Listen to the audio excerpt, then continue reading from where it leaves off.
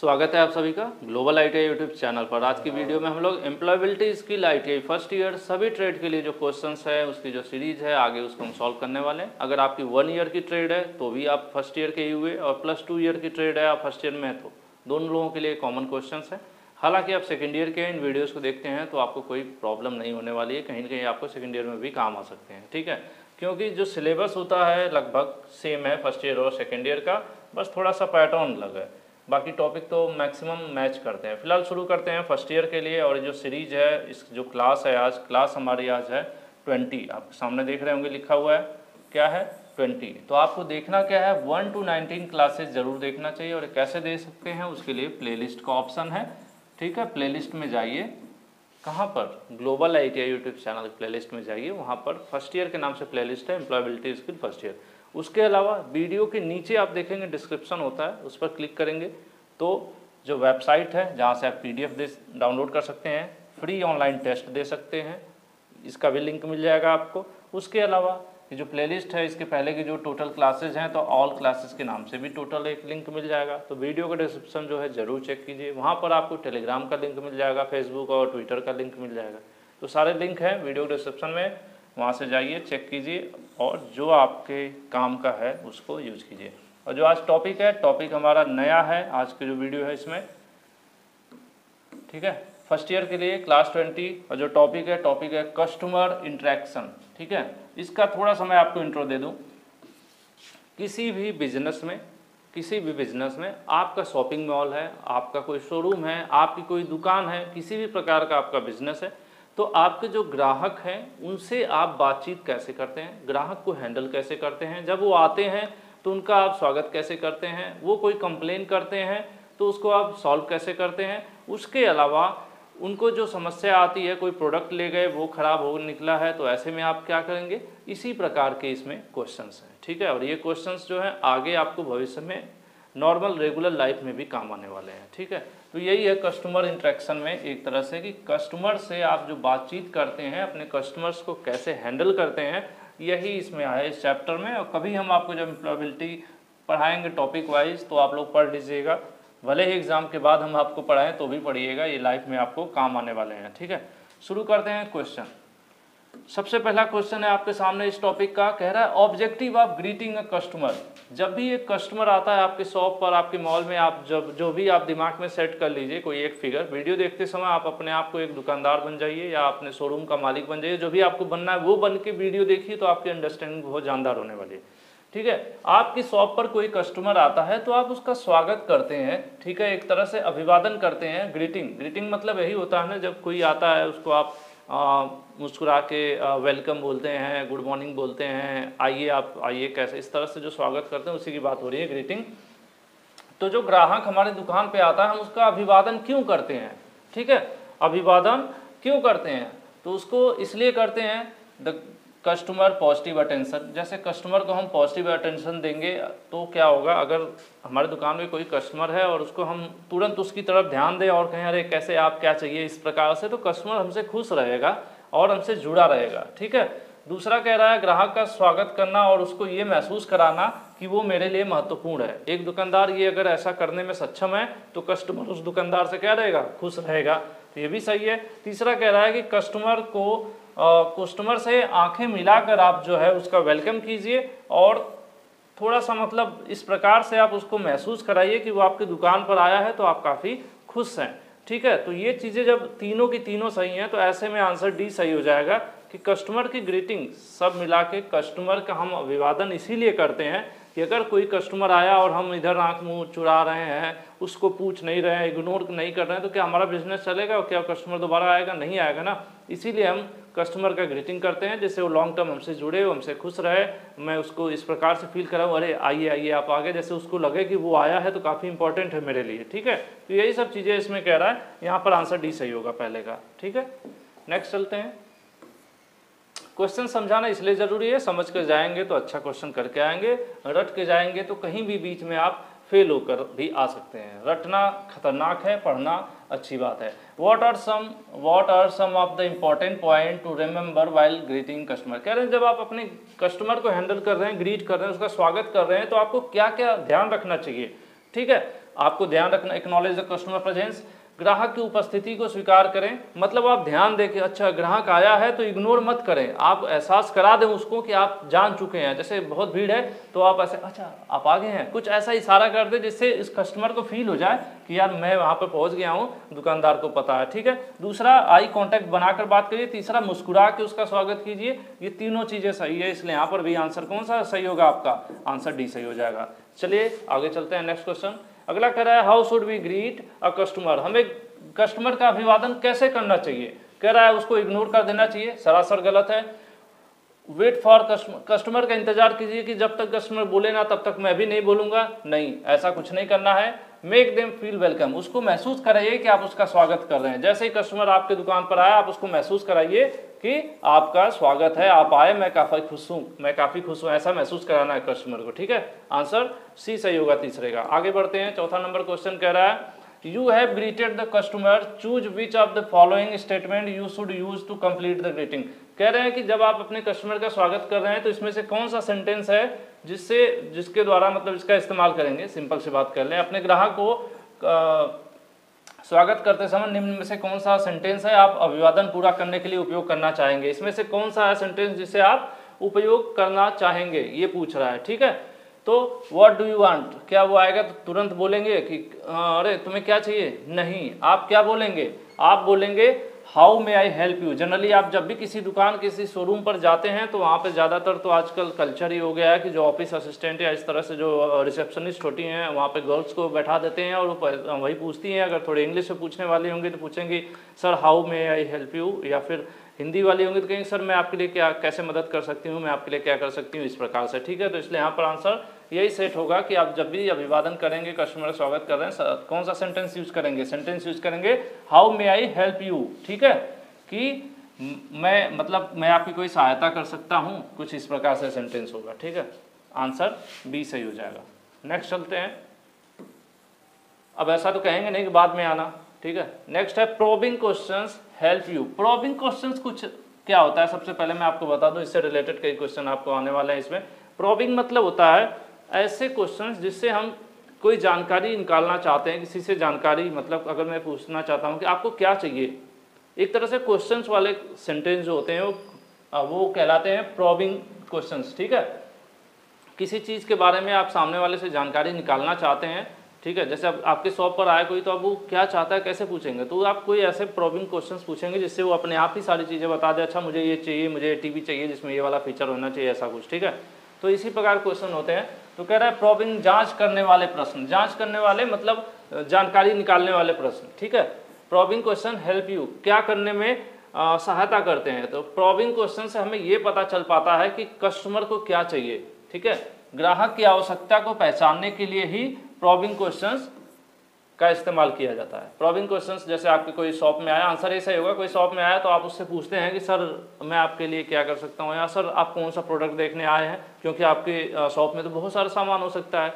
तो पता कैसे चलेगा कि ग्राहक की किस चीज़ की ज़रूरत है, उसकी मतलब उसकी स्पेसिफिक नीड क्या है, उसकी किस चीज़ की ज़रूरत है, तो उस ज़रूरत की मतलब उस ग्राहक की ज़रूरत क्या है, ये जानकारी निकालने के लिए आप एक प्रोबिंग क्वेश्चन पूछेंगे। ठीक है, प्रोबिंग क्वेश्चन इसी प्रकार का क्वेश्चन जैसे वो अक्सर शुरू होगा ऐसे सेंटेंसेस व्हाट, हु, ठीक है, कि क्या चाहिए, कहाँ से, मतलब इस तरह के जो सेंटेंस शुरू होता है ये। ठीक है, प्रश्नवाचक जनरली ये जो सेंटेंस होगा क्वेश्चन वाला सेंटेंस होता है। ठीक है, तो यहाँ पर आपका आंसर सही हो जाएगा पांचवें का ए। नेक्स्ट देखते हैं छठवां number question, which of the following is not true. कह रहा है इसमें से कौन सा सही नहीं है। कह रहा है आस्क द क्वेश्चन, क्या कह रहा है, विच of the following is not true. कह रहा है इसमें से कौन सा क्वेश्चन सही नहीं है। पहला कह रहा है ask each customer the same set of question. कह रहा है कि आप 10-5 क्वेश्चन रट लीजिए। ठीक है, 5 क्वेश्चन रट लीजिए, कोई भी कस्टमर आए, महिला पुरुष आए, लड़का आए, बड़ा आए, बुजुर्ग आए, आपके दुकान पे आए, बस वही 5 प्रश्न सबसे पूछिए। यही पहला ही सेंटेंस गलत है, ऐसा नहीं है। जैसा ग्राहक वैसे सवाल, वैसा व्यवहार आपका। जैसे बच्चा है तो उससे अलग टाइप के क्वेश्चन पूछेंगे, जरूरत के हिसाब से ना आपको पहचानना, ये आए होंगे तो क्या लेने आए होंगे। तो ऐसा नहीं है कि मैं जो क्वेश्चन है कुछ क्वेश्चन तैयार कर लूँ और जो भी आए मैं वही सबसे क्वेश्चन पूछता रहूँ। तो सबसे पहला ही जो क्वेश्चन है, मतलब ये सेंटेंस है, ये गलत है कि ऐसा नहीं करना चाहिए। और यही पूछ भी रहा है कि कौन सा नहीं सही है, यानी कौन सा गलत है, तो यही गलत है। इसलिए आंसर आपका ए सही हो जाएगा। ठीक है, बी वगैरह क्या है वो मैं बता देता हूँ। आज the question with genuine focus understanding customers in order to meet their needs. कह रहे हैं कि आप ऐसे प्रश्न कस्टमर से पूछिए जिसके द्वारा आप कस्टमर की ज़रूरत को पहचान सकें। तो ये तो बात सही है ना। उसके बाद कह रहा है कि ओनली आस्क रिलेवेंट क्वेश्चन, सिर्फ सही वैसे ही जुड़ी हुई मतलब अपने सामान या जो प्रोडक्ट चाहता है कस्टमर वैसा ही रिलेटेड क्वेश्चन पूछें। ऐसा नहीं कि फालतू क्वेश्चन उससे पूछने लगे, सर ऑटो से आए हैं कि बस से आए हैं कि हवाई जहाज से आए हैं, कहाँ रहते हैं, ऐसा नहीं। आप अपने शॉप और प्रोडक्ट से रिलेटेड क्वेश्चन पूछेंगे, ये भी बात सही है। तीसरा कह रहे हैं कि establish trust bye focusing customer needs, ठीक है, कि ग्राहक के बीच अपना भरोसा आप मेंटेन करें। तो ये सब सेंटेंस सही है, लेकिन इसमें पूछ रहा था कि कौन सा सेंटेंस सही नहीं है, कौन सा सत्य नहीं है, कौन सा ट्रू नहीं है, तो पहला वाला ही ट्रू नहीं है, ठीक है। ऐसा नहीं होता कि हम एक ही सवाल सभी कस्टमर से पूछें, इसलिए छठवें का आंसर ये हो जाएगा। नेक्स्ट पर चलते हैं। क्वेश्चन नंबर 7 है, it is best to ask question when you asking question. कह रहा है कि अगर हम ग्राहक से सवाल पूछ रहे हैं तो कौन सा क्वेश्चन पूछना, किस प्रकार का क्वेश्चन पूछना सही होगा, ठीक है। कह रहे हैं कि open and close ended question पूछना चाहिए। Open and close ended question पूछना चाहिए। असभ्य टाइप का तो पूछने की जरूरत नहीं है। निजी मतलब ग्राहक के पर्सनल सवाल पूछने लगे, आपकी दुकान कोई आया तो उससे पूछे आपकी बीवी कैसी है, आपके बच्चे कैसे हैं, कितने बच्चे आपने पैदा कर दिए, ऐसे सवाल नहीं पूछना चाहिए ना, इसीलिए भी गलत है। उसके अलावा बहुत सेंसिटिव भी नहीं पूछ लेना चाहिए, कुछ ऐसा कोई कमजोर कड़ी हो या ग्राहक का कुछ ऐसा पर्सनल आपने पूछ दिया जिससे वो इमोशनल हो जाए, गुस्सा हो जाए, तो ये सब चीज़ें गलत हैं। हमें open and close ended question पूछना चाहिए। अब ये होता क्या है मैं आपको बता दूं एक बार, आगे भी इससे रिलेटेड क्वेश्चन आने इसलिए थोड़ा सा बता दूं। Open ended question, open ended मतलब ऐसा, एंडेड मतलब जो जिसका एंड ही ना हो। कुछ ऐसे सवाल होते हैं, कुछ ऐसे प्रश्न होते हैं जिसका हम मतलब उसका कोई एग्जैक्ट आंसर ही नहीं होता है। जैसे होता है ना, कुछ सवाल होता है कि आपका क्या नाम है, एक सवाल है, ठीक है, तो जो इसको हम कहते हैं क्लोज एंडेड, क्लोज एंडेड, ठीक है। क्लोज एंडेड क्या होता है, ऐसा प्रश्न जिसका एक आंसर हो, कोई भी एक आंसर हो, वन वर्ड का भी आंसर हो सकता है या एक सेंटेंस हो सकता है। इस क्वेश्चन को हम क्या कर सकते हैं, क्लोज कर सकते हैं। मतलब कोई ने आपसे पूछा कि आपको क्या चाहिए, आपने बोल दिया मुझे टीवी चाहिए 20,000 रुपये वाला, क्वेश्चन क्लोज, ठीक है। लेकिन कुछ ऐसे भी प्रश्न होते हैं जिनका कोई एग्जैक्ट आंसर नहीं होता है, कई प्रकार से उसको बताया जा सकता है लेकिन फिर भी वो क्वेश्चन ही रहता है, ठीक है। तो ऐसे क्वेश्चन को ओपन एंडेड कहते हैं, ठीक है, जिसका एंड ना हो। तो ऐसे सवाल पूछे जाते हैं, आप ऐसे क्वेश्चन पूछ सकते हैं अपने ग्राहक से। इस तरह के ये तीनों जो लिखा है ये क्वेश्चन आप नहीं पूछेंगे। ओपन एंडेड पूछ सकते हैं या क्लोज एंडेड क्वेश्चन पूछ सकते हैं। नेक्स्ट 8वां देखते हैं, based on the information that you get through a probing. Probing मतलब मैंने आपसे बोला ना कि सवाल करते हैं आप अपने कस्टमर से और जानकारी निकालने की कोशिश करते हैं, you will be better position to make. Probing से हमें क्या फ़ायदा मिलेगा, ठीक है, इससे हमें क्या फ़ायदा मिलेगा प्रोबिंग करेंगे कस्टमर से, तो हमें ये पता चल पाएगा कि कस्टमर को क्या चाहिए, क्या प्रॉपर प्रोडक्ट वो चाहता है, ठीक है। ये चीज़ हमें प्रोबिंग के द्वारा पता चल सकती है। अगर हम नहीं पूछेंगे तो हमें पता ही नहीं चले। यहाँ पर दोस्ती का कोई मतलब नहीं है, प्रोग्रेस का कोई मतलब नहीं है और समस्या सॉल्विंग का नहीं है। यहाँ पर है कि अगर हम प्रोबिंग करते हैं कस्टमर से, कस्टमर आता है तो प्रोबिंग मतलब हम उससे अगर कहते हैं कि सर आपको क्या चाहिए, आपकी ज़रूरत क्या है, इस प्रकार से प्रश्न पूछते हैं तो उसको कहेंगे प्रोबिंग क्वेश्चंस, और उससे हमें पता चल पाएगा कि ग्राहक की ज़रूरत क्या है, वो कौन सा प्रोडक्ट चाहता है, ठीक है। इसलिए यहाँ पर आंसर ए सही हो जाएगा। नेक्स्ट क्वेश्चन देखते हैं, ठीक है। नेक्स्ट कह रहा है, open ended question is one that can't be answered and simple yes और no, even no single right, ठीक है। वही चीज मैंने आपको बताया कि ये कह रहा है कि ओपन एंडेड प्रश्न वह प्रश्न होता है जिसका उत्तर सरल हाँ या ना में नहीं दिया जा सकता, ठीक है, और अक्सर इसका एक सही उत्तर भी नहीं होता है। इसके कई जवाब निकल सकते हैं, कई प्रकार से जवाब दिया जा सकता है और कई सारे आंसर भी हो सकते हैं। मैंने आपको बताया था, तो ये पूछ रहा है कि ये बात ट्रू है या फॉल्स है, ये ट्रू है। मैंने आपको भी बताया था, इसके थोड़ी सी पहले बताया था कि ओपन एंडेड क्वेश्चंस कौन से होते हैं। ओपन एंडेड, सॉरी 2 बार ओपन लिख दिया मैंने, चलो फिर से नीचे लिखते हैं। ओपन एंडेड, ऐसा एंडेड मतलब ओपन एंडेड मतलब जिसका खात्मा जो है हमेशा ओपन ही रहे, एक तरह से मतलब खत्म ही ना हो। तो वही चीज़ कह रहा है कि इसका यस नो में तो आंसर ही नहीं दे सकते और अक्सर इसके कई सारे आंसर हो सकते, मतलब एक सही आंसर ही नहीं होता कि आपने जैसे कोई एक सिंपल, कुछ चीज़ें ऐसी होती हैं जैसे आपसे कोई आपका नाम पूछ दे तो आपका क्या नाम है, आप बोल देंगे रवि, सेंटेंस क्लोज। लेकिन कुछ ऐसे शब्द होते हैं जिसका सेंटेंस से नहीं क्लोज हो सकता। फिलहाल मेरे दिमाग में भी ऐसा कोई एग्जांपल नहीं आ रहा है, भविष्य में आएगा तो मैं कमेंट बॉक्स में कमेंट कर दूंगा, ठीक है, या आपके दिमाग में आया तो नीचे कमेंट कीजिएगा, अगर सूटेबल लगा तो मैं उसको पिन कर दूंगा, ठीक है। नेक्स्ट देखते हैं, यहाँ पर ये ट्रू होगा, आंसर ऐसा ही है इसका। नेक्स्ट क्वेश्चन देखते हैं, फिर से आ गया ओपन एंडेड। ओपन एंडेड अब तो समझ गए होंगे।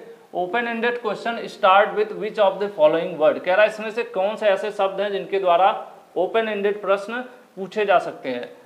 व्हाट, हाउ, व्हाई, ठीक है, ये सभी के द्वारा पूछे जा सकते हैं। किसी भी, ये इन तीनों का मतलब क्या, कैसे, क्यों, तीनों का इस्तेमाल किया जा सकता है, किसी का भी इस्तेमाल किया जा सकता है। इसलिए यहाँ पर आंसर कौन सा सही हो जाएगा, आंसर डी सही हो जाएगा। ठीक है, नेक्स्ट चलते हैं। प्रश्न पूछने के लिए ये भी इस्तेमाल हो सकता है, ये भी हो सकता है, ये भी हो सकता है। सब प्रश्नवाचक के लिए ही है ये सब, प्रश्न पूछने के लिए शब्द इस्तेमाल किए जाते हैं। जैसे आपका क्या नाम है, ठीक है, आप कैसे हैं, आपने ये काम क्यों किया, आप यहाँ क्यों आए हैं, ये सब चीज़ें जो है आपके क्वेश्चन वाले जो मतलब प्रश्नवाचक जो होते हैं ना, क्या कहते हैं, चलिए क्वेश्चंस वाले जो सेंटेंस होते हैं जिसके द्वारा प्रश्न पूछा जाता है, उनमें ये सब यूज किए जाते हैं। फिलहाल आंसर डी है 10वें का। नेक्स्ट क्वेश्चन देखते हैं। ये वीडियो थोड़ी लंबे होने वाली है क्योंकि इसमें क्वेश्चन ज़्यादा है। मैंने इस चैप्टर के सारे क्वेश्चन इसी वीडियो में खत्म कर दिए हैं। विच of the following should be avoided during probing, कह रहे हैं कि प्रोबिंग कर रहे हैं, यानी कस्टमर से आप कोई प्रश्न पूछ रहे हैं। प्रोबिंग मतलब वही ऐसा प्रश्न पूछना जिससे आप कस्टमर की ज़रूरत को समझ पाओ। ठीक है, तो हमें क्या चीज़ अवॉइड करना चाहिए, यानी क्या नहीं करना चाहिए। ठीक है, कह रहा है प्रोबिंग कर रहे हैं यानी हम प्रश्न पूछ रहे हैं अपने कस्टमर से, उससे जानकारी निकालने की कोशिश कर रहे हैं कि उसको क्या ज़रूरत है, उसको क्या चाहिए, तो ऐसे हमें क्या नहीं करना चाहिए। कह रहा है जांच के दौरान, मतलब वही प्रोबिंग के दौरान निम्नलिखित में से किससे बचना चाहिए, यानी क्या नहीं करना चाहिए। कह रहा है कि कस्टमर जब अपनी बात कर रहा हो तो उसको इंटरप्ट कर दे, बीच में टोका टोकी कर दे, नहीं, आपको ध्यान से सुनना चाहिए। ठीक है, रिपीट कर देना चाहिए जो चीज़ वो बोला है। अगर कस्टमर ने बोला कि मुझे 10 इंच का टीवी चाहिए, तो आप ये रिपीट कर सकते हैं कि हाँ मुझे 10 इंच का टीवी चाहिए। नहीं सॉरी, जब कस्टमर कहता है कि सर, आप पूछते हैं कस्टमर से कि आपको क्या चाहिए, तो बोलता है सर मुझे 10 इंच वाला टीवी चाहिए, तो आप ये रिपीट कीजिए एक बार, जिससे कंफर्म हो जाए कि उसको 10 इंच का ही चाहिए ना। कई बार आप पिज़्ज़ा खाने जाते हैं या बर्गर खाने जाते हैं मैकडी और डोमिनोज वगैरह में, तो जब भी आप ऑर्डर देते हैं तो देखे होंगे जो वहाँ पर रिसेप्शनिस्ट होती है, एक बार जो ऑर्डर दोबारा आपसे पूछती है, सर आपने ये ऑर्डर दिया है, वो फाइनल कर दूँ, जबकि आपने उस चीज़ें उसको बताई थी, फिर भी वो दोबारा क्या करती है, वो रिपीटिंग करती है, पुनरावृत्ति करती है, जिससे कोई गलती ना हो। ठीक है, तो ये चीज़ आप कर सकते हैं। समराइजिंग, लास्ट में टोटल को समराइज कर देना कि आपको ये चाहिए, ये चाहिए, ये चाहिए, ये चाहिए, तो इसको हम समराइजिंग कह देंगे कि सारी चीज़ों को इकट्ठा कर दें। लेकिन जब कस्टमर बोल रहा था तो उस समय हमें उसको इंटरप्ट नहीं करना चाहिए। तो यही पूछ रहा है कि क्या नहीं करना चाहिए, तो हमें इंटरप्ट नहीं करना चाहिए। यहाँ पर आंसर ए सही हो जाएगा। इंटरप्ट मतलब कि उसको बीच में टोक देना, जैसे वो अपना ऑर्डर दे रहा है तभी आप उसको बीच में रोक दो, नहीं, जब वो ऑर्डर दे रहा है तो पूरी बातें आप सुन लो, जो मिस हो जा रही है उसको दोबारा आप पूछ लेना रिपीट करते समय। लेकिन जब वो कस्टमर बोल रहा होता है तो उसको बीच में टोकने की जरूरत नहीं है, यही कहना चाह रहे हैं। चलिए नेक्स्ट है 12 number question. It is also important to pay attention to customer when probing. Probing के दौरान आपको ध्यान देना चाहिए, किस बात पर ध्यान देना चाहिए। देखिए दोस्त, प्रोबिंग मतलब क्या है, कस्टमर से उसको क्या चाहिए इस बात की जानकारी आप निकालने के लिए कुछ प्रश्न पूछते हैं, तो यही प्रोबिंग कहलाता है। तो कह रहा है प्रोबिंग करते समय, बाद में जांच लिखा है बार बार, तो जांच से कंफ्यूज मत होइएगा। प्रोबिंग मतलब प्रश्न पूछते समय, सिंपल समझ लीजिए, प्रश्न पूछते समय ग्राहक पर ध्यान देना भी महत्वपूर्ण है। तो ग्राहक के किस चीज़ पर, ग्राहक के दोस्त पर नहीं, ग्राहक के सपने पर भी नहीं, ग्राहक की पर्सनल ज़रूरत क्या है उस पर भी नहीं, हमें ध्यान देना है ग्राहक की बॉडी लैंग्वेज पर। ठीक है, आंसर डी सही होगा 12th का, ग्राहक की बॉडी लैंग्वेज पर भी हमें ध्यान देना चाहिए। नेक्स्ट चलते हैं 13 नंबर क्वेश्चन देखते हैं। Is the last and final step that will ensure that customer page for the product और सर्विस। कह रहे हैं कि पहले आपने कस्टमर को सर्विस प्रोडक्ट, मतलब कस्टमर आपके शॉप पे आया, कस्टमर से आपने पूछा सर आपको क्या चाहिए, उसके बाद आपने, कस्टमर ने बताया मुझे टीवी चाहिए, आपने उसको 10, 15, 20 टीवी दिखा दिया, और टीवी देखने के बाद कस्टमर को ये पसंद कर लिया, फाइनल कर लिया। तो जब ये जो प्रोसेस हो रहा है तो इसको आप एक तरह से कह सकते हैं डीलिंग हो रही है। ठीक है, तो इसका फाइनल एंड कब मानेंगे कि नहीं ये जो हमारा कस्टमर आया था ये फाइनल होगा, सब कुछ फाइनल कब हो जाएगा, जब वो पेमेंट करने के लिए तैयार हो जाएगा। कोई एक टीवी पसंद आ गया, उसको पेमेंट करने के लिए तैयार हो गया, तो वो फाइनल स्टेज कहलाता है। फिलहाल हम यहाँ देखते हैं क्या कह रहा है, अंतिम और अंतिम चरण जो यह सुनिश्चित करेगा कि ग्राहक जो प्रोडक्ट लेने आया हुआ है उसका भुगतान करता है। ठीक है, तो ऐसे में क्या कहेंगे कि जो सेल्स या सर्विस हम जो करने वाले थे वो क्या करने वाले हैं, वो क्लोज होने वाला है। ठीक है, क्लोज होने वाला है। क्लोज होने का सेंस कि अगर कोई पेमेंट कर देता है, कस्टमर जैसे आपके यहाँ आ गया, जब कस्टमर आपके यहाँ आ गया तो आपने उसे ढेर सारे प्रोडक्ट्स दिखाया, फिर उसमें से कोई एक पसंद किया, पसंद करने के बाद जब वो पेमेंट करने जा रहा है, यानी इस कस्टमर का जो सेल या सर्विस का प्रोसेस था क्या होने जा रहा है, पेमेंट पर जब पहुँचता है तो क्लोज हो जाता है। फिर आप क्या करेंगे, कोई न्यू कस्टमर आएगा, उसके साथ ये सब फिर से यही सब चीज़ें रिपीट होंगी। तो यही पूछ रहा है कि फाइनल स्टेप, ठीक है, या last step, last final step क्या है, यही चीज़ है क्लोजिंग अ सेल। अगर पेमेंट करने के लिए तैयार हो गया तो क्या होगा कि हम ये क्लोज हो जाएगा एक तरह से, जो हमारा सेल है वो हो गई। ठीक है, यहाँ पर 13 का ए सही हो जाएगा। नेक्स्ट चलते हैं। 14 नंबर कह रहा है can I bill this item madam, क्या मैं इस आइटम का बिल बना दूं। Shall I bill this service, या फिर मैं कहता हूं कि सर मैं इस सर्विस का बिल बना दूं। दिस इज एग्जाम्पल ऑफ, ये किस चीज का एग्जाम्पल है। ठीक है, ये अगर आप डायरेक्टली कस्टमर से पूछ रहे हैं कि सर, जैसे मान लीजिए आपने सामान दिखा दिया, उसके बाद उन्होंने पसंद भी कर लिया, तो आप कहेंगे सर मैं इसका बिल बना दूं, तो इसका मतलब आप क्या करना चाह रहे हैं, वो जो सर्विस है या जो सेल है उसको क्लोज करना चाह रहे हैं। लेकिन क्या है कि कस्टमर आपके सामने, आप ये डायरेक्टली पूछ रहे हैं, तो ये जो हो जाएगा क्या कहलाएगा, डायरेक्ट क्लोज कहलाएगा।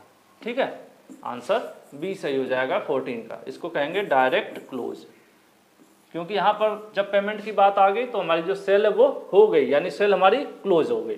ठीक है, नेक्स्ट चलते हैं। ये क्वेश्चन नंबर 14 था, 14 का बी सही है। नेक्स्ट चलते हैं 15 की तरफ। If the customer is not buying your product, अगर कस्टमर आपका सामान नहीं खरीद रहा है, ठीक है, नहीं खरीदता है, टू कीप देम हैप्पी, फिर भी आप चाहते हैं कि वो खुश रहे, नाराज ना हो, तो ऐसे में आपको क्या करना चाहिए, नीचे लिखा हुआ है।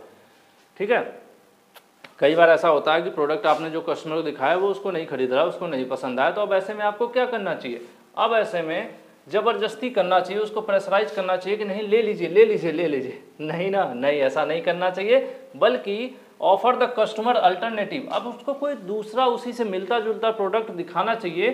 ठीक है, या फिर कोई दूसरा ऑफर उसको देना चाहिए जिससे कस्टमर आपके ऑफर को देखकर खुश हो जाए, या फिर दूसरा वाला प्रोडक्ट आप दिखाए उसको देख के वो पसंद कर ले और जो है सामान खरीद ले। ये बेस्ट ऑप्शन होता है आपका। ठीक है, आंसर बी। और आपने देखा होगा कहीं आप शॉप पर जाते हैं तो जो सेल्स पर्सन होते हैं वो बार बार, जैसे आप कोई चीज़ कहते हैं नहीं नहीं ये मुझे पसंद नहीं है, तो फिर तुरंत दूसरा प्रोडक्ट रख देते हैं। ऐसा नहीं कहते हैं ठीक है पसंद नहीं आप जाइए, ऐसा नहीं कहते हैं, वो कोशिश करते हैं दूसरा प्रोडक्ट ला के दे देते हैं, या फिर आप कोई ऑफर समझाने लगते हैं, अच्छा ये वाला कर लीजिए तो आपको इतना डिस्काउंट मिल जाएगा। तो कुछ इसी प्रकार की बात यहाँ पर हो रही है, इसलिए आंसर बी सही होगा। और ये भी आर्ग्यू विद कस्टमर के, कस्टमर से आप लड़ाई करने बैठ जाए कि अरे अरे तू सामान क्यों नहीं खरीदा भाई, मेरे यहाँ पे आया तो मेरा समय खराब किया, ऐसा नहीं करना है सब।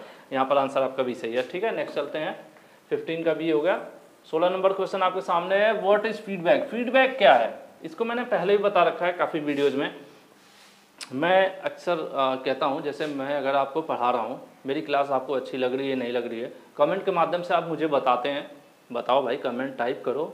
हाँ, रोक लो, अभी पॉज कर लो वीडियो को, नीचे जाओ, कमेंट आप टाइप करो कि आपको क्लास कैसी लग रही है मेरी। ठीक है, तो अगर आपको क्लास मेरी सही लगती है, आप ये चीज़ लिखते हैं कि आपकी क्लास अच्छी है, ये एक फीडबैक हो गया।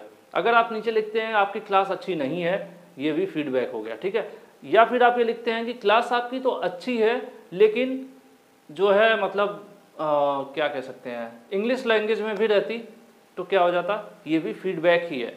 अब मुझे क्या करना है, या फिर आप नीचे लिखते हैं सर आपकी क्लास जो है काफ़ी लंबी हो रही है, इसको छोटा कीजिए, ये भी फीडबैक है। तो अब मैं सारे कमेंट्स आपके देखूंगा, मैं देखूंगा कि अच्छी है तो क्यों अच्छी है, तो उस चीज़ को मैं लगातार करने की कोशिश करूँगा।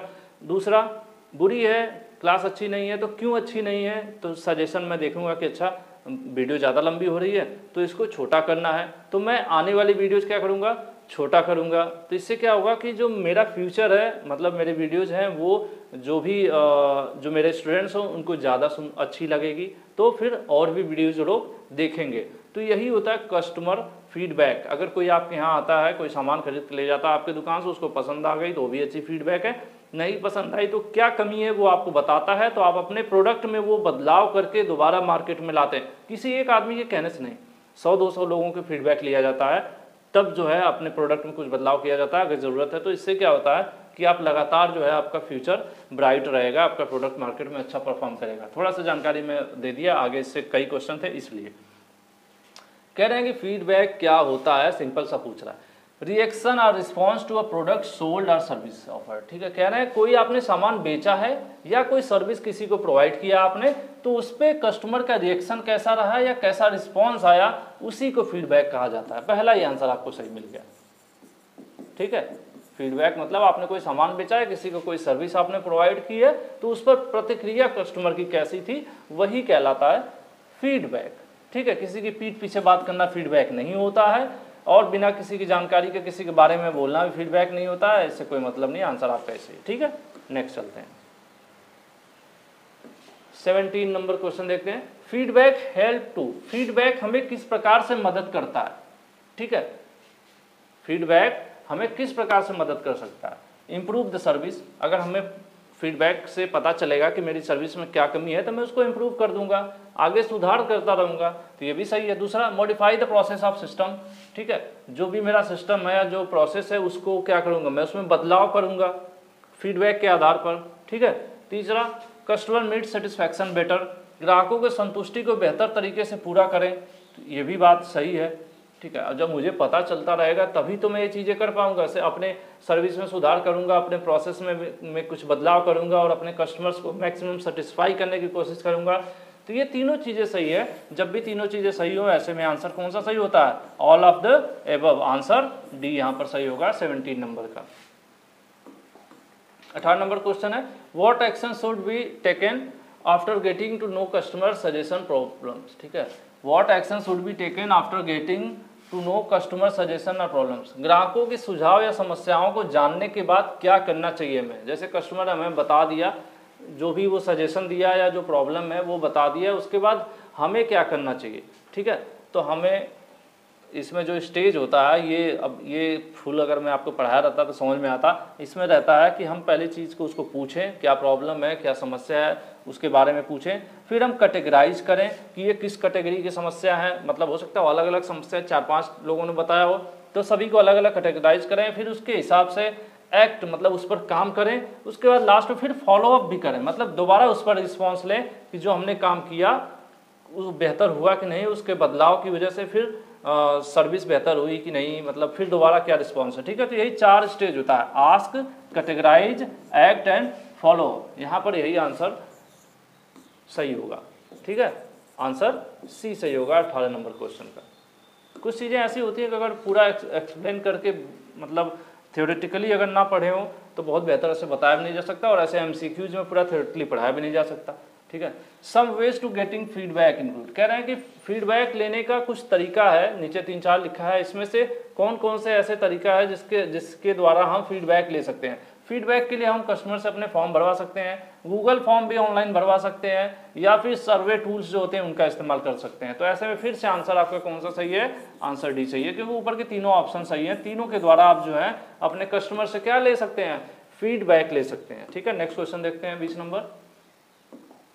कस्टमर्स एक्सपेक्ट टू बी, ग्राहक होने की उम्मीद करते हैं क्या, welcome politely, paid attention to, given immediate attention.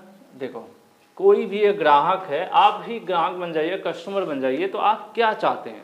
ठीक है, आप चाहते हैं कि मुझे प्यार से मेरा स्वागत किया जाए और मुझ पर ध्यान दे दुकानदार। तीसरा, तुरंत मतलब अटेंशन, जैसे ही मैं दुकान पर जाऊं वो तुरंत मेरी तरफ ध्यान दे दे कि अरे आप आए हैं सर, आइए आइए, इस प्रकार से। तो इससे क्या होगा कि आपको अच्छा लगेगा। यानी तीनों चीज़ें एक कस्टमर चाहता है कि उसे ये सब मिले।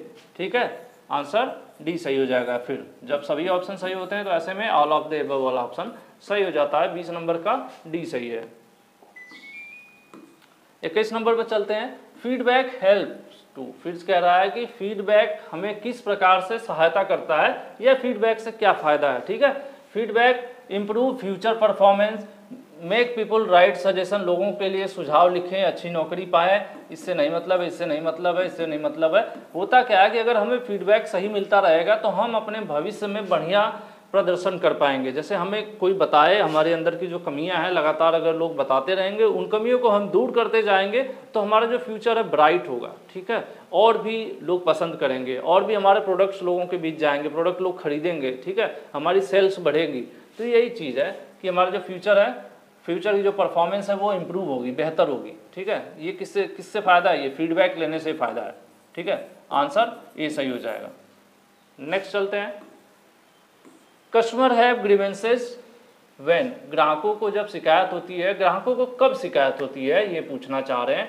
व्हेन मतलब ग्राहकों को कब शिकायत होती है। Their expectations and need not to be meet, जब वो चाहते हैं, ठीक है, उनकी जो अपेक्षाएं हैं आपके प्रोडक्ट से जो उनकी इच्छाएं हैं और ज़रूरतें हैं अगर वो पूरी नहीं होती हैं, ठीक है, तो सिंपल सी बात है कि वो क्या होगा, ग्राहक को आपसे शिकायत होगी, ग्रीवेंस हो जाएगा उसको, ठीक है। ग्राहक को शिकायत कब होगी, जब वो प्रोडक्ट आपका खरीदा है और जिसके लिए वो खरीदा है वो उसकी जो ज़रूरत थी, उसकी जो उम्मीदें थी और उसकी जो ज़रूरत है अगर आपके प्रोडक्ट से पूरी नहीं हो रही हैं तो ऐसे में कस्टमर आपके प्रोडक्ट से खुश नहीं रहेगा और शिकायत करेगा, ठीक है। बाकी ये सब जो है यहाँ पर आपका सूटेबल नहीं है, 22 का आंसर ये सही हो जाएगा। सिंपल सी बात है, हम किसी भी प्रोडक्ट को बुरा कब कहते हैं, जब हमने एक प्रोडक्ट खरीदा, हमने एक माइक खरीदी जैसे ये है, ठीक है, हमने इस माइक को खरीदा और पहले दिन हमने बैटरी को उतना ध्यान से नहीं देखा और इस पर लिखा था कि 6 घंटे का बैटरी बैकअप मिलेगा, ठीक है, और हमने इसको यूज किया लगभग 40-50 मिनट बाद बैटरी फिनिश बंद हो गई। तो क्या हुआ, फिर मेरे अंदर ये आ गया कि यार इनको कंप्लेन करते हैं, इनको रिटर्न करते हैं, क्योंकि जो बैटरी है मेरी उम्मीद थी कि यार 6 घंटे ये क्लेम कर रहे हैं तो 5 घंटा तो बैटरी बैकअप मिलनी चाहिए और ये मेरी उम्मीद थी और ज़रूरत भी मेरी थी कि मुझे वायरलेस माइक चाहिए, एक बार चार्ज करके 4-5 घंटे काम चल जाए। तो जब मेरी उम्मीद और जो ज़रूरत थी वो पूरी नहीं होती दिखी तो मेरे अंदर आ गया कि मैं इस पर शिकायत करूँ, इनको रिटर्न करूँ, ठीक है। हालांकि ऐसी कोई प्रॉब्लम नहीं थी, मैं इसको फिर दोबारा हम लोग चार्ज किए तो सही चल रहा। तो ये एक दिमाग में मतलब है क्या कि जिस ज़रूरत के लिए हमने ख़रीदा वो ज़रूरत पूरी नहीं हो, ठीक है, या जो हमने सोचा था कि इस प्रोडक्ट से हमें ये बेनिफिट होगा उतना बेनिफिट ना हो तो ज़रूर हमें उस चीज़ से शिकायत हो जाएगी। यही उस क्वेश्चन में था। उसके बाद है if customer has registered a complain, customer आपके अगेंस्ट अगर कंप्लेन कर देता है कि आपके प्रोडक्ट की वजह से खुश नहीं है, वो कंप्लेन करता है, तो इसमें जो स्टेप दिए हुए हैं आपको क्या क्या फॉलो करना होगा, ठीक है। सबसे पहले तो जो कंप्लेन कर रहा है उसको आप रिसीव करिए, ठीक है, फिर उसको जांच करिए कि क्यों ऐसी प्रॉब्लम है, क्या प्रॉब्लम है जिसकी वजह से कस्टमर ने कंप्लेन किया। उसके बाद फिर कस्टमर को आप रीज़न दीजिए कि सर इस वजह से ऐसा हुआ है, और उसके बाद ऑप्शन भी दीजिए, ठीक है, कि इसको हम सॉल्व कैसे करेंगे, ठीक है। कस्टमर की आप शिकायत रिसीव करेंगे, फिर उसको चेक करेंगे कि ऐसी प्रॉब्लम क्यों हो रही है। उसके बाद कस्टमर को आप रीज़न भी देंगे कि ऐसी प्रॉब्लम इसलिए हो रही है, और साथ में सिर्फ रीज़न देने से काम नहीं चलेगा, आपको सिर्फ कारण नहीं बता देना है कि सर इस वजह से ये काम नहीं कर रहा है, आपको सोल्यूशन भी देना है, ठीक है। तो ऐसे में तो आप देखिए ये भी सही है, ये भी सही है, ये भी सही है, इसका मतलब all of the above, answer D सही हो जाएगा 23 का। नेक्स्ट चलते हैं, for handling customers grievances, customer आपकी शिकायत कर रहा है, उसको हैंडल करने की बात कर रहे हैं, मतलब संभालने की बात कर रहे हैं, तो उसके लिए एक लर्न टेक्निक बनाई गई। आपको पता है आजकल बहुत कुछ इसमें इसके पहले आपने एम्प्लॉयबिलिटी में देखा होगा, बहुत से टेक्निक्स हैं, कुछ ग्राफ हैं, जैसे फिश बोन चार्ट था, ठीक है, उसके अलावा भी 5S काइजेन था, फिर 3R था, ठीक है, रिसाइकिल रीयूज वाला जो था। तो इस तरह से अलग अलग कॉन्सेप्ट की चीज़ें हैं। तो इसी तरह एक लर्न भी एक टेक्निक है, कॉन्सेप्ट है, जिसके द्वारा क्या होता है, जो कस्टमर जो शिकायत करते हैं उनको हम हैंडल करते हैं, मतलब उनको संभालते हैं, उसके लिए एक तकनीक बनाई गई है। उस तकनीक का शॉर्ट नेम है LEARN, ठीक है। लर्न वो सीखने वाला लर्न नहीं है, ये LEARN टेक्निक है, ठीक है। तो उसी को पूछ रहे हैं, ये फुल फॉर्म पूछ रहे हैं कि इसका मतलब क्या होगा, ठीक है। तो इसका मतलब है L से होता है लिसन, एम्फैसाइज, अपोलोजाइज, रिएक्ट नाउ, ठीक है, ये चीज़ है, ये इसका आपका आंसर है। जैसे अब करोगे क्या, मैं बता दूं क्या है ये।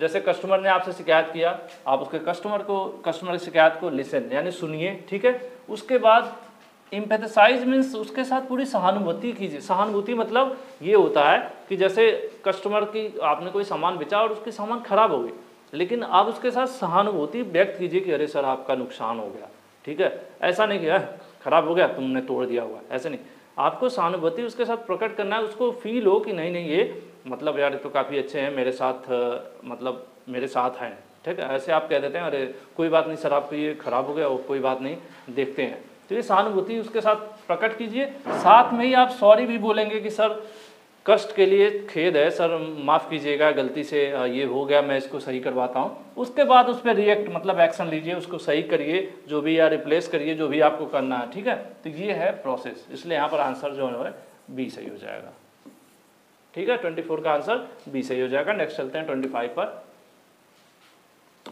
When customer are satisfied with the service और प्रोडक्ट दे बिकम, अगर कोई कस्टमर आपके सर्विस या प्रोडक्ट आपके सामान से बहुत सेटिस्फाई है, खुश है, तो वो क्या बन जाएगा आपके ब्रांड का। ठीक है, मान लेते हैं अब मैंने सबसे पहले रियलमी 1 जो पहला फ़ोन लॉन्च हुआ था, रियलमी 1, वो ओप्पो के साथ लॉन्च हुआ था, फर्स्ट टाइम जो आया था शुरू में, आज से 2-3 साल पहले, 4 साल। तो वो फ़ोन हमें मतलब इतना सूटेबल लगा, कई बार गिरा, कई बार टूटा, कभी कोई डैमेज नहीं हुआ, बहुत फ़ोन गिरा विरा, ठीक है, और आज भी वो चल रहा है, 4-5 साल हो गए। तो पहले प्रोडक्ट से हम इतना सेटिस्फाई थे, मतलब उससे इतना खुश हो गए कि हम उस ब्रांड के क्या बन गए, उस ब्रांड के हम लॉयल कस्टमर बन गए। और आज मेरे पास अभिषेक के पास, वाइफ के पास और ऑफिस का फ़ोन सब रियलमी के फ़ोन है हमारे पास। ठीक है, जस्ट बिकॉज कि उस ब्रांड से मैं सेटिस्फाई था, पहले ही प्रोडक्ट से इतना सेटिस्फाई हुआ कि इनके जो ब्रांड है उसका मैं लॉयल बन गया। तो कभी भी बात होती है तो मैं बात करता हूँ तो रियलमी की ऐसे बात करता हूँ, कोई प्रमोशन नहीं है, ठीक है, जस्ट एक एग्जांपल ले रहा हूँ। तो ये चीज़ हो जाए, किसी भी अगर कस्टमर आपसे जैसे आपसे खुश रहेगा ना, तो 4 लोगों से बताएगा और लगातार भविष्य में भी वो आप सामान खरीदना होगा तो आपका ही खरीदेगा, जस्ट बिकॉज अगर आपसे सेटिस्फाई है, तो आपसे संतुष्ट है आपके प्रोडक्ट से, आपके सर्विस से, तब। ठीक है, और ऐसा नहीं है तब आपका बुरा हाल हो सकता है। तो आंसर 25 नंबर का सही हो जाएगा। नेक्स्ट चलते हैं 26 पर। Listening to customer feedback and modifying service help. तो कह रहे हैं कि हम कस्टमर की फीडबैक को सुने और अपनी सर्विस में बदलाव करें। ठीक है, तो इससे हमें क्या फ़ायदा मिलेगा। ठीक है, हमने बोला ना कि कस्टमर्स की बातों को हम सुनेंगे, उसके हिसाब से सर्विस में बदलाव करेंगे, तो हमारे जो फ्यूचर है वो बेहतर होगा। ठीक है, इसमें क्या लिखा है, develop ongoing relationship with customer. ग्राहकों के साथ एक क्या होता है, संबंध विकसित रहे, मतलब लगातार हम ग्राहकों से जुड़े रह सकते हैं। लॉन्ग टर्म रिलेशनशिप बिल्ड मतलब कस्टमर के साथ बन सकता है और कस्टमर्स के क्लोज भी जा सकते हैं। ठीक है, तो यहाँ पर भी आंसर आपके सभी सही हैं। अगर हम कस्टमर कोई कहता है कि सर आपके इस प्रोडक्ट में प्रॉब्लम है और आप उस प्रॉब्लम को सही कर देते हैं या उस प्रोडक्ट में वो बदलाव कर देते हैं, तो सिंपल सी बात है, कस्टमर आपसे खुश हो जाएगा, उसके साथ आपका बढ़िया रिलेशन चलेगा। बढ़िया रिलेशन चलने का मतलब है कि आपका बिजनेस, आपका प्रोडक्ट अच्छा सेल होगा, लॉन्ग टर्म रिलेशन चलेगा। तो वही चीज़ है, और वो जो कस्टमर ग्राहक है वो आपका लॉयल भी, वफादार भी बन जाएगा कि यार मैंने कहा कि इनकी प्रॉब्लम है इनकी सर्विस में, इन्होंने तुरंत इसमें बदलाव कर दिया। ठीक है, तो ये चीज़ होती है। 26 हो गया। नेक्स्ट देखते हैं 27। The 4 stages of getting customers. Customers को इकट्ठा करने का 4 स्टेजेज, 4 चरण होते हैं। ये सब नियम्स है मार्केटिंग के। ठीक है, तो ये यहाँ पर 4 चरण है, वही आपको बताना है। ठीक है, तो इसमें यहाँ पर इसका राइट आंसर जो है वो है सी वाला, एक्विजिशन या एक्विजिशन जो भी कह लीजिए, रिटेंशन, सेटिस्फैक्शन, लॉयल्टी। ठीक है, शुरुआत, अधिग्रहण मतलब होता है कि किसी आप अपना प्रोडक्ट इतना बढ़िया बनाइए कि दूसरे के भी कस्टमर्स आपके पास आएँ। रिटेंशन मतलब होता है कि आपके खुद के कस्टमर आपको छोड़ के गए हों या किसी चीज़ से नाराज़ हों, तो कुछ ऐसा ऑफर दीजिए कि वो आपके पास दोबारा आए, या ऐसी सर्विस दीजिए कि वो नाराज़ होकर भी दोबारा वो आपको छोड़ के भी गए हों तो फिर भी आपके पास दोबारा आएँ। और दूसरा, आपसे सेटिस्फाई रहें। और लास्ट वाला कि आपके प्रति वो लॉयल हो जाएं। ठीक है, तो ये जो है 4 स्टेजेस हैं किस चीज़ का, ग्राहक को प्राप्त करने का, मतलब ज़्यादा से ज़्यादा कस्टमर्स आपको इकट्ठा करने के ये 4 स्टेजेस हैं। यहाँ पर आंसर सी सही हो जाएगा। और जो चैप्टर चल रहा था, इस चैप्टर के लास्ट क्वेश्चन था, सिर्फ 27 क्वेश्चंस थे, तो ये चैप्टर यहाँ पर फिनिश होता है। नेक्स्ट वीडियो में नेक्स्ट चैप्टर मैं प्रोवाइड करने की कोशिश करूँगा। हालांकि अब तक जो 20 क्लासेज हो गई हैं, क्लास टोटल 20 हो गई हैं, तो अप्रॉक्स हम कह सकते हैं कि 85 to 90% जो है आपका सिलेबस कवर हो चुका है। बाकी 10% जो है वो 1-2 चैप्टर हैं, छोटे मोटे हैं, काफ़ी बहुत ज़्यादा इंपॉर्टेंट टाइप के भी नहीं है, फिर भी मैं देखूंगा डे बाय डे इसमें प्लेलिस्ट में ऐड कर दूंगा इन फ्यूचर। ठीक है, आज की वीडियो में इतना ही। फीडबैक जरूर दीजिएगा वीडियो के नीचे कमेंट करके कि क्लासेज आपको कैसी लगी, और सुझाव भी आप दे सकते हैं। क्लास से ही हमें मोटिवेट के, जैसे जो चैप्टर है कि आप नीचे सजेशन दे सकते हैं कि और क्या हम बदलाव करें जो फ्यूचर में हम आपके साथ जुड़े रह सकें और बेहतर प्रदर्शन कर सकें। ठीक है, तो रियल टाइम फीडबैक आज इस वीडियो के नीचे कमेंट में आप दीजिएगा अपने नाम के सहित। Thank you.